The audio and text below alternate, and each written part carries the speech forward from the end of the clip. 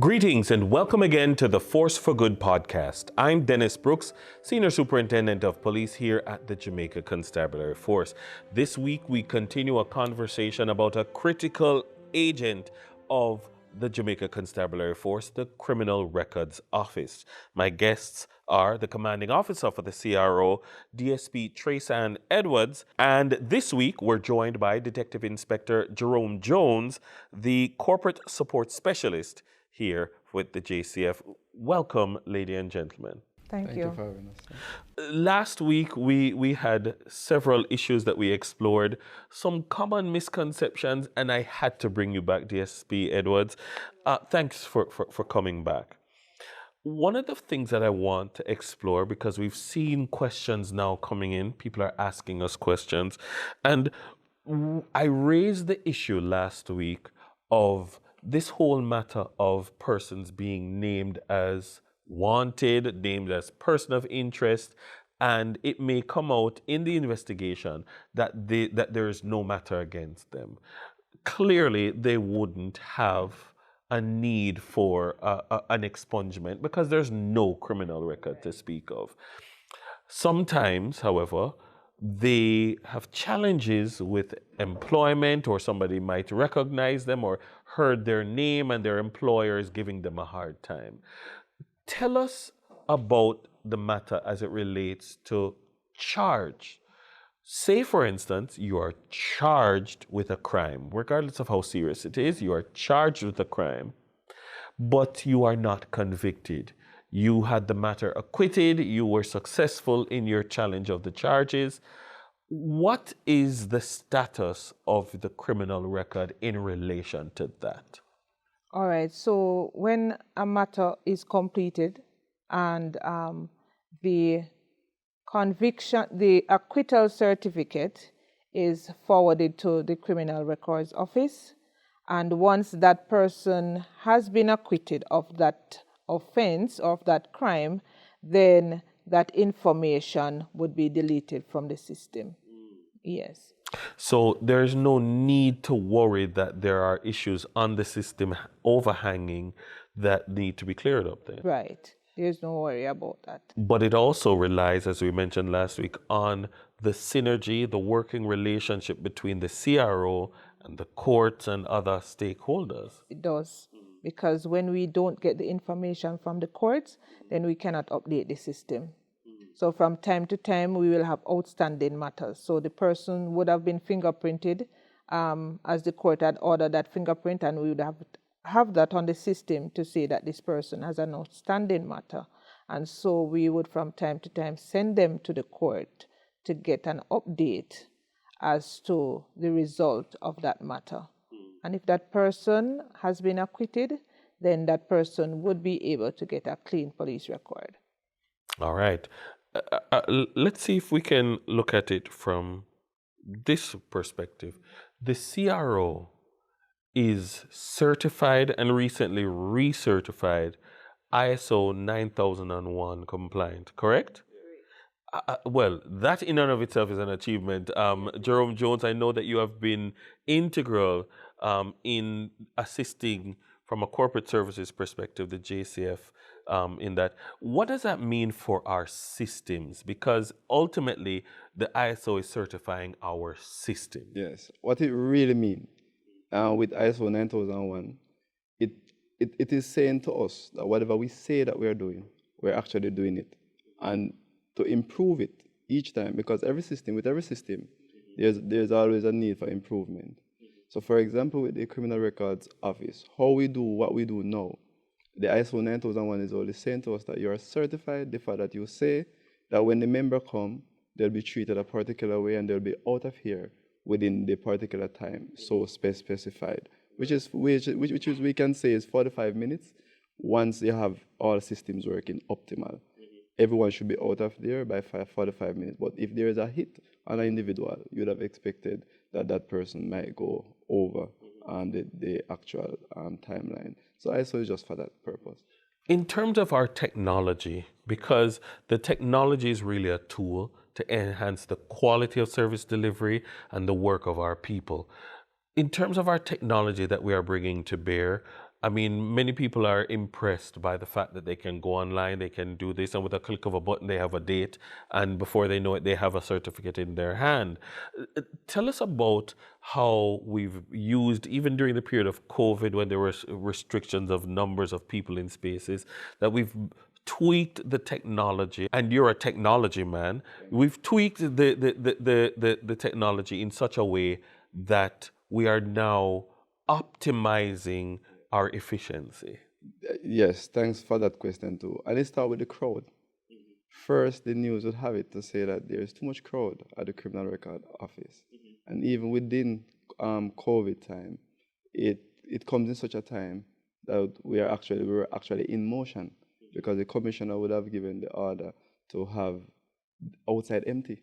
That was the only request, that outside be empty. How we go about doing that, the cohesive effort of all the entities, and of course our strategic priorities, which speak to using technology to make our service efficient. And from that gave birth to PAMS. So PAMS, which is the Police Certificate Application Management System. And this system is built by JCF for Jamaicans. And of course, we would meet with the relevant stakeholders and would have that developed. So with PAMS, we're now able to stay within our home. And in the comfort of your home, go ahead and apply. In the comfort of your home, you are given a date. The only time you should appear at CRO is when that appointment date comes for you to do the actual fingerprint. And you're out until you're called again. So it shows the efficiency. And of course, by every step of the way, you're given an email to update you where the process is. The person can also log into the portal and see where the application process is, where if it has gone through interview, which they'd have known. After interview, persons tend to be blind, they don't know what happened. We created a portal for them to say it is actually at this search area, even though they may not know what is the search area. It keeps giving them percentage, 50% complete, 75% complete, 100. Please go and collect tomorrow. So we actually have that system, and PAMS gave the birth for that. DSP, it must make you feel good as a commanding officer to hear that these developments. I've had calls from people. I give you two examples. I've had calls from persons who've turned up at CRO not knowing where to pay, and I've said to them, no, that's not how you do it. You don't turn up. That creates a crowd and a bottleneck at CRO. You go home, you apply online, you do it, and you come when you need to do your fingerprints. I've also had persons call me to say that they don't think anything is happening because they don't see any crowd. They think that if I'm there and the office is open and it's functioning, they should see a crowd there. How, in terms of our improved efficiency of service delivery, I mean, how pleased are you to see that things have changed? Well, I'm very pleased, and I'm very happy to be a part of that bunch of persons who would have been working at CRO. Yes, because from time to time on a daily basis, I would go on the floor and to ensure that all is well on the floor and to ensure that persons are satisfied with the service that we provide. And the persons who we have working at the reception area, those persons are well trained, and so they would ensure that the process is completed within the 45 minutes that we said it would be completed. And so for persons who would not have completed within 45 minutes, then it is what we call an hit. So a hit means that there is something in the system, that your fingerprint was recognized. There's a red flag, Yes, something is yeah. in the system for you. And so you would have to wait a little more than the 45 minutes for us to send your fingerprints to the Fingerprint Bureau for it to be verified, and so that we can tell you what next to do. In the ongoing modernization of the CRO, yes, we have seen where there's now the technology that we don't have to go there for all the steps of the process. So you don't have so many people there making the process take long. But what about decentralization? Are we moving in the direction of decentralization such that you have other outposts of the CRO, for instance, in Western Jamaica, where persons are able to do their fingerprint in Area 1, Area 2, etc., Area 3 possibly, so that everybody doesn't have to be going in the same place. Or in terms of the protecting the integrity of the system, it is important for it to exist the way it does. No, so the Criminal Records Office is decentralized. We have a sub-site in Summit in St. James. We have one in Pampano Bay in St. Mary, and we have one in Maypen, Clarendon. So Central Jamaica, Western Jamaica, Northern Jamaica, they are able to go because, again, I've had persons calling from Portland saying that they're coming in to Kingston asking if they can get assistance. And you have to be telling them, I would advise you to come off of the transportation and turn back and go to Area 2 because there is a site there for you. So they don't have to come all the into- way to Kingston. And that is a common misconception that people have. And that's also maybe why there's not so much crowd there right now, right.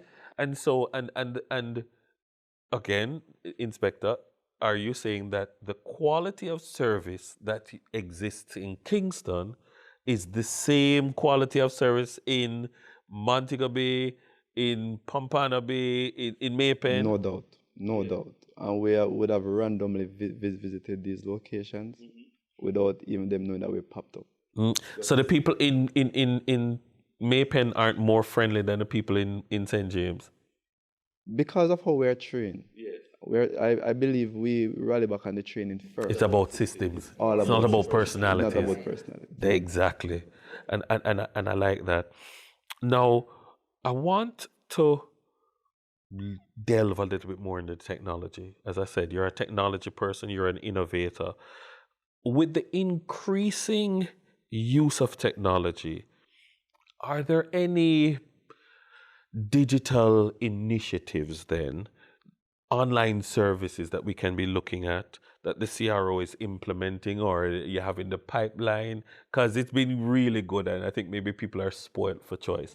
Are we moving in the direction of obtaining a more efficient system, even more efficient than we've gotten? Are you moving are there new innovations? Yes. And I'm happy that you asked that. Before this year is out, you'll be seeing an e-drop box. What we have now, we have the international crowd mixed with the local crowd. The truth is the bearers may come to and wait to go to the interview era. We are saying why.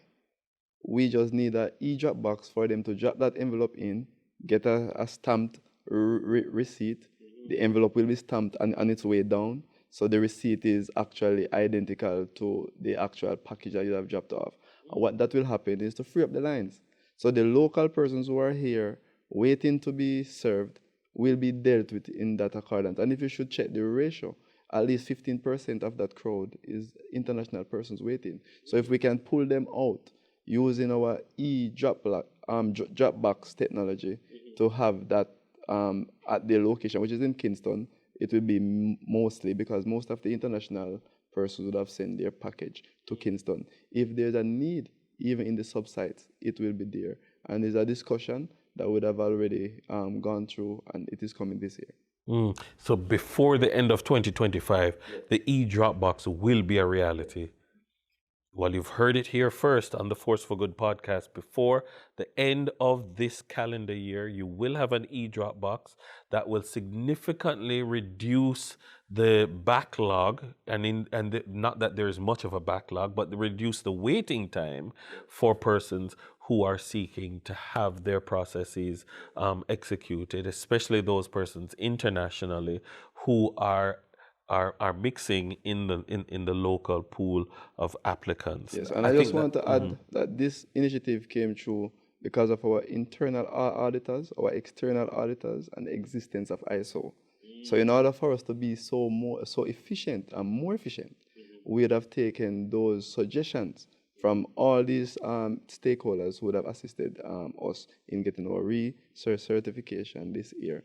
And because of that, it gave birth for our e-drop box. All right, I have a ball I'm going bowl at you because I've seen it and I want to address it in this space. I've seen persons talking about, everything them use the word scam. But the truth is that there's a suggestion that persons are using some tricky little methods to obtain a fraudulent record, or they're fraudulently trying to obtain a record, even if the record itself is legitimate.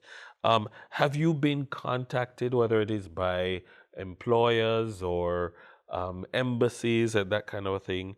And if so, how are these things being dealt with? Yes, we have. We have encountered such act, and of course, we're not going to say only Jamaicans. We don't know where in this world persons might try, but the fact that it is been attempt is made to actually have fraudulent document from the police cert. It means that we have to plan for that. We've already planned. But what is it that they're trying to, what is the nature of the fraud that they're trying to perpetrate, if you can explain? So some persons, for example, who are convicted would want to gain employment. For example, one of the main ones is to gain employment into an organization. Once the organization requests that the police record be submitted, it means that I have to go and get that. However, because they have not expunged their record, it's not possible for them to get a clean record within the time for that employment, and that is the main one. When that come to us, a fraudulent document come to us, which we're not saying that they cannot create something like the police cert, but there's a QR code that is actually on the police cert. Okay, let me use this demo of this is what a police certificate might look like. Yeah. And so you're saying this is a QR code. Once I open my camera on that QR code, it will pop and tell me if there's a conviction first. But the most important thing about that QR code, it will give a link. That link must bring back that same police certificate, the same look, the same photos, same information, once the password which is sent to them within their emails, and everyone have a unique password for their police record. And that's what this modern technology is doing for us. So if it doesn't look like this, it is fraud. It's fraudulent. And if it doesn't come up, if the password does not work, we consider it fake until you validate with the commander or the sub-officer in charge at CSCRO. DSP Edwards, there are persons who say, look, I went through a particular process 3 months ago for employment purposes. Now I am being asked for a similar certificate for something else. Do I have to go through the entire process from scratch in order to get another certificate? Because the certificate is only produced for a particular organization. Yes. So the persons have to go through the process again for another entity, correct? Yes, it is. That person will have to go through that application process right over again, because the certificates are addressed specifically to the organization that you would have put on the application. Okay. And so can you at any point in time in making an application ask for two? No, you cannot. And you cannot ask for one that says to whom it may concern? No, you cannot. It has to be addressed to an organization. Okay. And remind us, for those persons who didn't tune in last week, Jerome Jones, for those persons who wish to pay for a service and they live abroad, how do they pay for that service internationally? And this is a very good question, and I believe your podcast is going to assist mostly international entities who would have been calling daily to our foreign decks to answer that same question. There's 3 ways to actually pay. One, the main one, is the direct bank transfer. How do we do this? When signing up on your mobile app for international persons, and I'm referring to now persons who do not have a TRN in Jamaica. For persons who have TRN in Jamaica, this is not for you. You go to the TAJ app and you do the purchase, or have a family member deal with that for you. Right. For the persons abroad who do not have a TRN, don't have a TRN, I'm referring to you. They will go on their bank app. There is actually a page that said applicant without TRN. and Police Certificate Application Management System online, CRO, there is a page that will show you that you should send it to the Bank of Nova Scotia through the Bank of America. So that's a direct bank transfer. For the persons who do the postal orders and the checks, it still remain until we would have reached where we can do straight direct bank transfer only. Once that is done, Sir Brooks, which is very important, a submission is made from that page for us to verify and validate such information before the application processes start. So for direct bank transfer, it is 1 to 4 business days before you get back a response. Once that response come to us and we say approve, we're seeing that the transaction reaches the account from the ministry will verify and say, I see the transaction. A link will automatically go back to that individual abroad for them to start the application process. Upon completing, they need to package the confirmation receipt that was given to them upon ministry approving with the application to package with all that Mr. Legislator would have spoken about last week. Right. Indeed. Look, so much more we could ask. I think the last question that I want to ask is for a bit of advice. For those persons who they want to understand what are their rights, what are their responsibilities as it relates to a criminal record, finding out about their criminal record, inquiring. They have a right to know. They have a right to be able to ask. What advice would you offer to persons who are still somewhat unsure, still somewhat anxious as it relates to matters of criminal records, people telling them all kind of foolishness, because so that's how misinformation spreads. What advice would you offer? All right, so I would advise persons who would have been entangled with the law and is brought before the court, charged and convicted, on completion of that matter, the day that the matter comes to an end, you have the right to ask for your conviction letter from the court. Yes. So they have a right to be able to get that conviction letter from the court. So they should ask for it on completion. But some persons, as you hear that you're not guilty, the first thing you want to do is go home. Have a drink. Go to the office at the court's office and ask for your conviction letter. Or come June 19. Or so you can come take it to the criminal records office so that we can update your record. Definitely. And when I say June 19, the expo for JCF Expo 2.0, persons will be able to put their finger, their thumbs on that machine and know if they are convicted. And that's an ad that this expo will be doing for the citizens of Jamaica. We're looking forward to it. You've heard it first. You need to be at Expo 2.0 on June 19 at the National Arena, as well as over there in Montego Bay at the Montego Bay Community College. You'll definitely hear more about that right here on the Force for Good podcast. But thank you very much for tuning in. Thank you very much to my guests this week, DSP Traceann Edwards, the commanding officer for the Criminal Records Office. We've also had Detective Inspector Jerome Jones, the corporate support specialist here at the Jamaica Constabulary Force. This has been the Force for Good podcast. Until next time, take care.